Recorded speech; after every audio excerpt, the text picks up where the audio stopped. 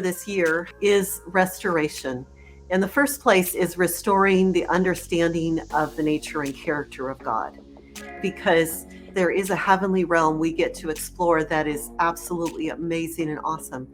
But the other part of that is they're right here in the midst of our everyday life. Amen. And if we ever focus on one to the exclusion of the other, we're missing out on something, and we can get off balance because of it.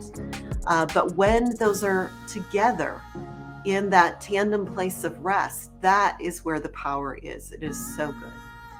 And then there's the restoration of his image in us, to understand we get to express the beauty of his character and nature.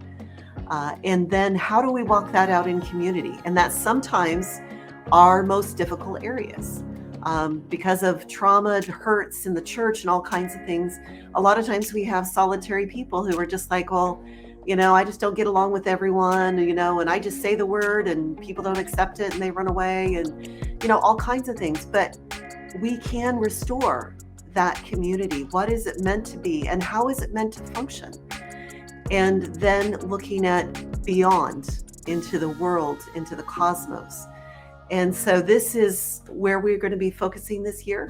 And the flow of that will be up to the Father as we walk this out, but it's going to be glorious. And so I want to kind of look at these also in the why. Why is it important that we even understand these things? So when we look at the restoration of understanding God's character and his nature, well, when we look around the world and you come to realize that the church has taught us something that is far beyond what,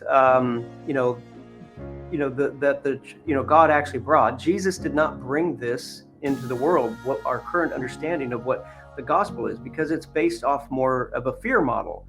So restoring God's character into a place of love. And then the next step, just understanding that if you think God's a mean ogre, and then you want his image to be reduced or reproduced in you, what are you going to reproduce?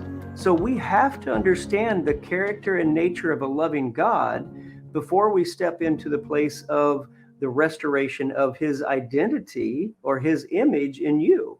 Otherwise, you are repeating and reproducing the mean ogre.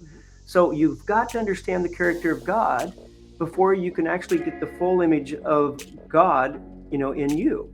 And then if you don't have the image of God in you and you try to start building community, well, you're going to be clashing with all kinds of different ideas and different, self-centered, grabbing for things because we don't understand who we are. When we understand who we are, we're free to just simply give to others what they need. We don't have to, be hoarding things because we're afraid.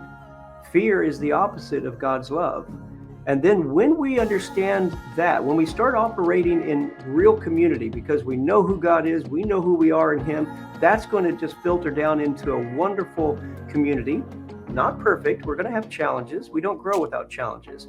But when we get to that place of community, we understand who we are, and we can operate together as the body of Christ, then we can begin to restore the world, which that word in the Greek is cosmos. So just kind of wanted to go through those steps of understanding why it's so important that we understand these four things.